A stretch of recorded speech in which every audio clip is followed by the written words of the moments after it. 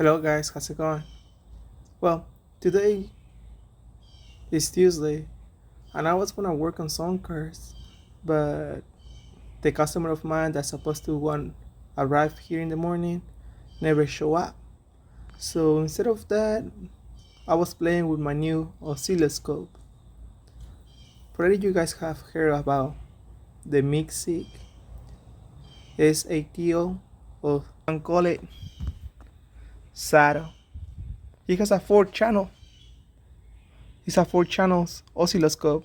One, two, three, four, and five. Let me go and turn this on.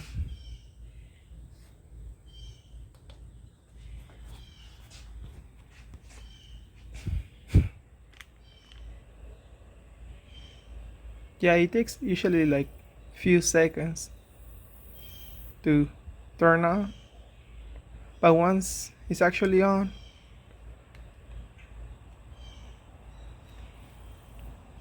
okay. So I didn't have anything to do today. So I woke up in the morning waiting for that customer. I waited for like about an hour. The guy never showed up. So I came to where I have all my tools. And I started like organizing all my tools, etc. How I just actually got this. I've been having it like a week and a half. I'm still reading the user manual. So by the time when I was reading, I actually stopped right here. The passive proof compensation. And let me go and read this for you guys, so you can guys know what the passive proof compensation is for.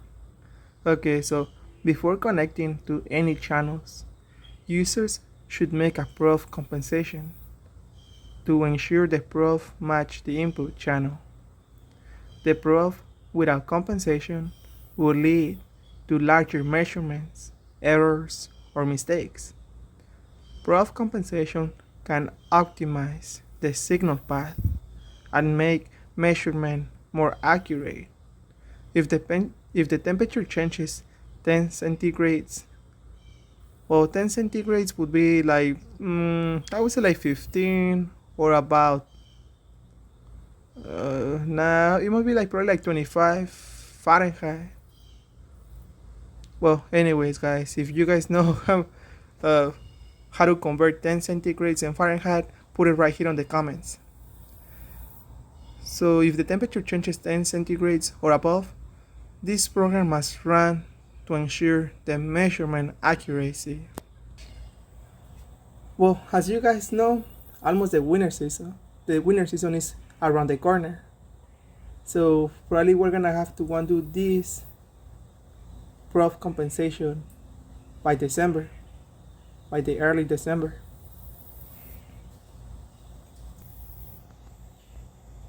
Uh, so right here in the user manual, it shows us how to do the proof compensation. So it says, first, connect the oscilloscope probe to channel 1. If a hook head is used, make sure that it is in good connection with the probe. And well, so let's go and do it.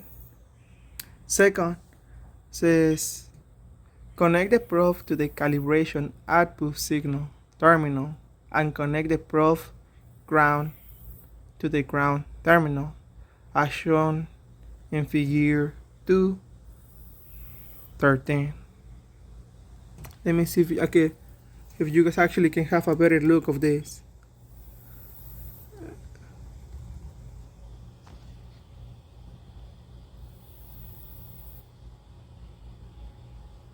Well,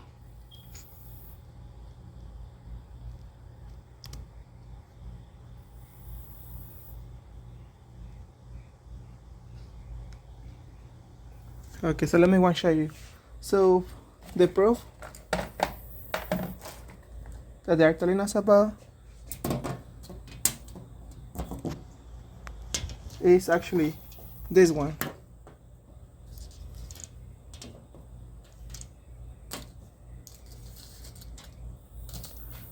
It's actually this one.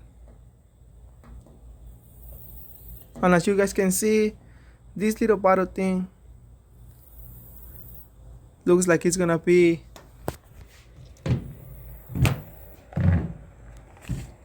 so it looks like it's gonna be just like this.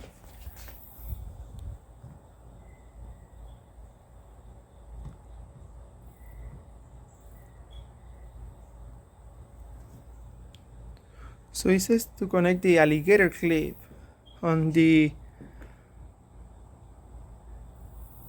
calibration output signal. This is gonna be the calibration output signal.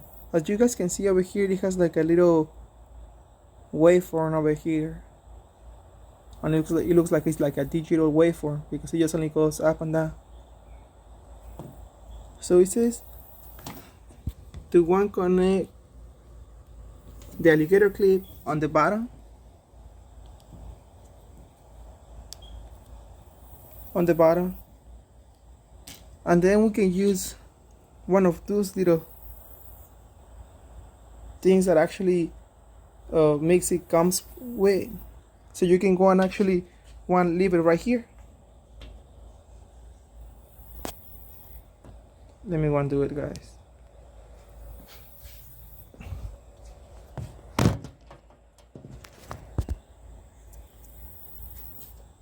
It's just a push. Okay, so literally you just only have to stick the test lead, the end of the test lead inside, and it's gonna sound like a little click sound by the time when this part, the top surface, goes all the way in. I don't know if you guys can hear the click. That was the click.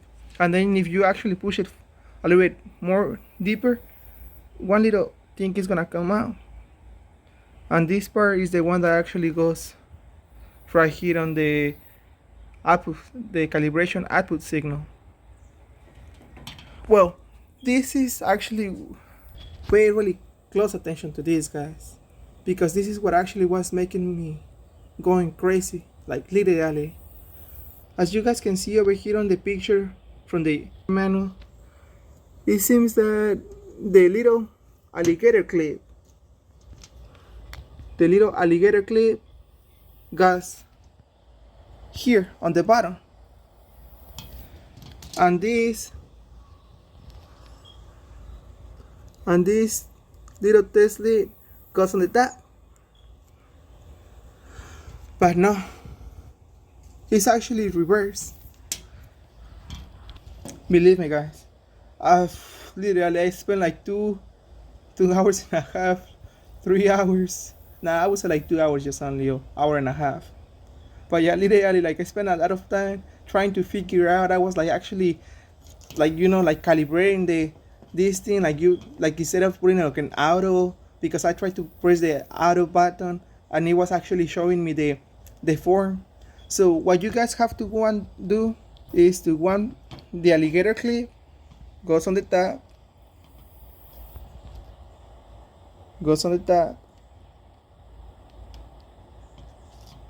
just like that, and then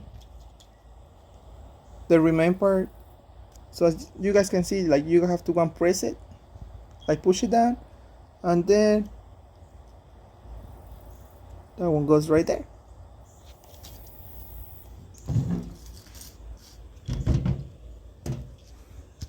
And then we have to connect it to the channel 1. Yeah, we got the channel color, so there is an easy way to see which one is channel number 1. The channel number 1 starts from left to right, so channel 1, channel 2, channel 3, and channel 4. So let's go and connect the probe to channel 1 first, as the instructions say.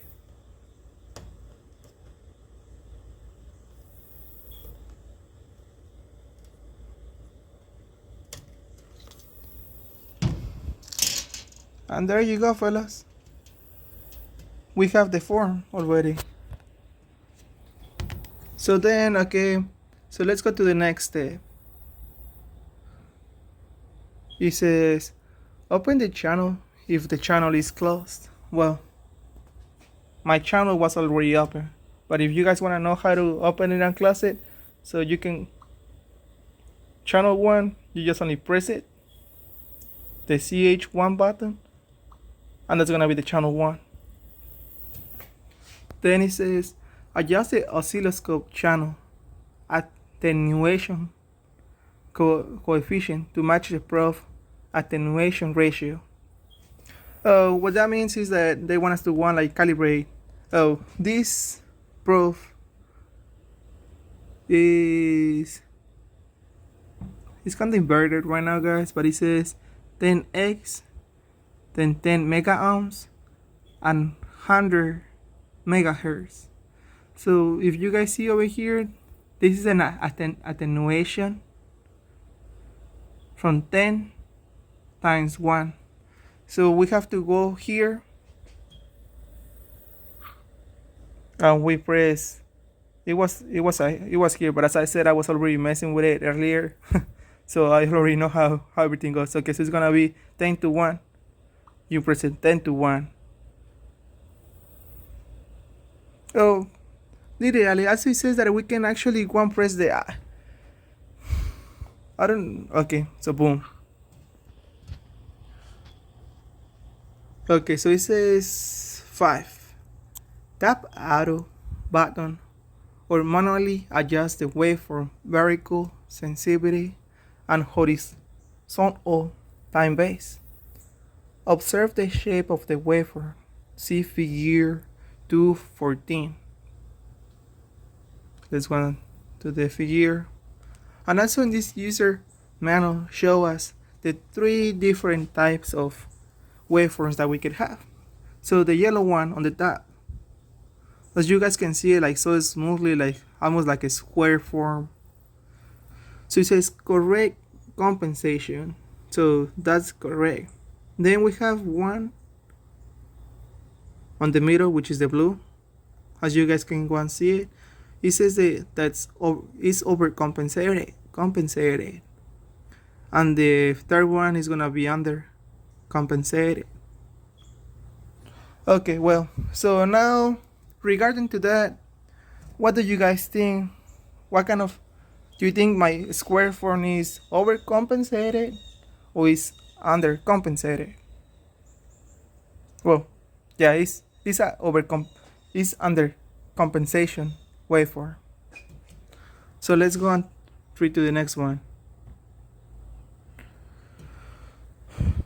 So it says if the waveform on the screen is shown as under compensation, as mine is, or overcompensation, please adjust the trimmer capacitor until the waveform shown on the screen as correct compensation.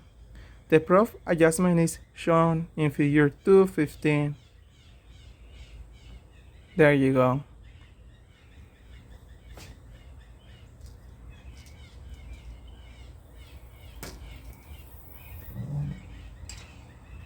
So in that one we're gonna go back to my oscilloscope, and over here, actually this little thing, this attenuator, is able to spin. So you're gonna be able to spin it freely. And if you guys see over here the little small orifice, that's gonna be our calibration point. For that, we got this little thing, like little flat little test lead.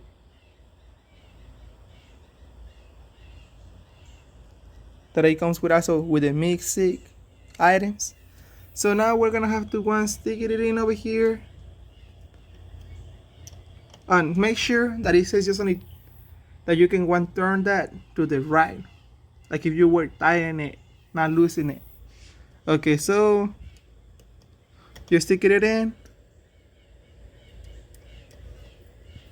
Once it's in, you can see how actually the waveform it starts changing.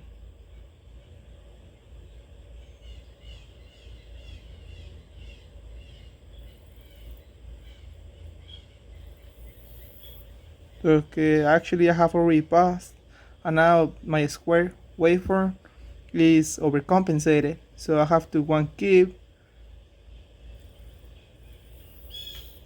spinning it, and now it's going undercompensated. So I have to spin it one more time, and boom.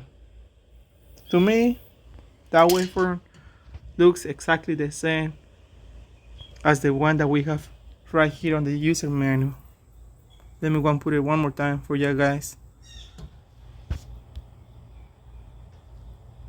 Alright. Now when it's like that, you can actually go and stop it.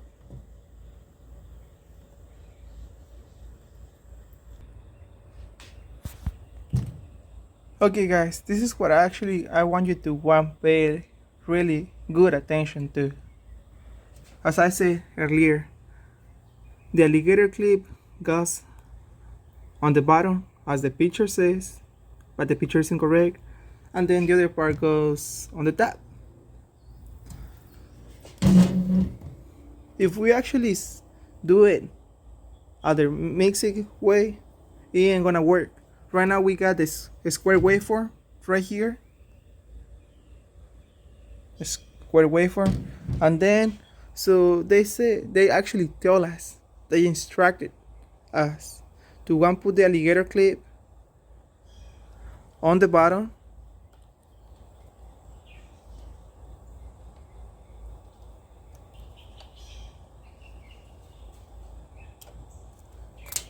so alligator clip on the bottom right here, and then the remaining part, I don't even know how to call it, guys. Like, I will call it as the little hook, because it has like a small hook at the end. So then it says like the hook,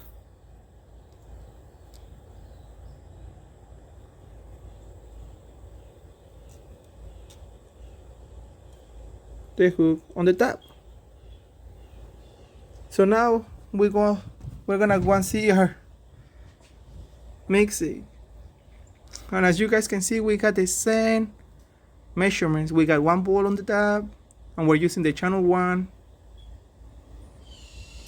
and we got 200 US, and there is no any waveform. That's what I was actually making me crazy 2 hours ago, because I was trying to adjust actually all these. I was trying to put in 20x, 1x, 10x. I even put it like to set it up in the BNC banana test lead. Nothing happened. Then I was trying to put it as on a low pass so we can have like a filter, so this thing like looks a little bit better. And so I thought, well, if that's not the issue, so let me go and put in AC. Nothing worked, nothing at all. Well, then I ran out of ideas. I said, well, probably the time is a little bit too fast. So I tried to go all the way to the bottom, which is actually 2NS, and now nothing happened. So we got it. So check this out. We got nothing over here. So now it's because of this. As I said, you gotta go and invert these two. So this one goes on the bottom, and the hook goes on the bottom, and the alligator clip goes on the top.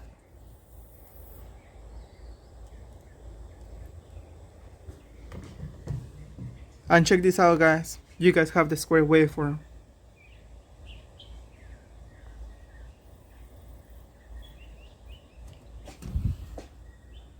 Well, guys, actually I don't want this video to be too long, but also the instructions say that we have to go and do it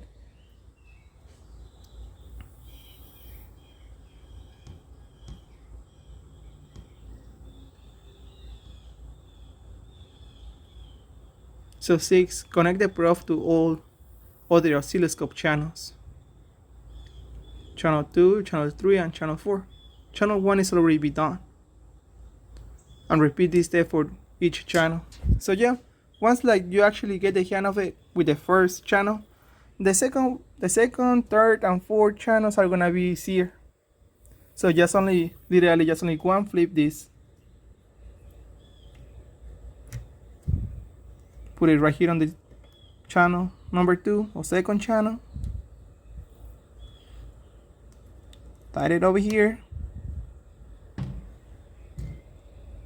Turn off your channel number 1 and turn on your channel number 2. And as I said, I have already done it. So this is channel number 2. And as you guys can see it, this is a correct compensation. Well guys, this is it for this video. I hope you guys like it. This passive proof compensation test. Once you do this with your oscilloscope, you are ready to go and test any type of sensor, any type of computer, whatever you want to test. Good luck guys.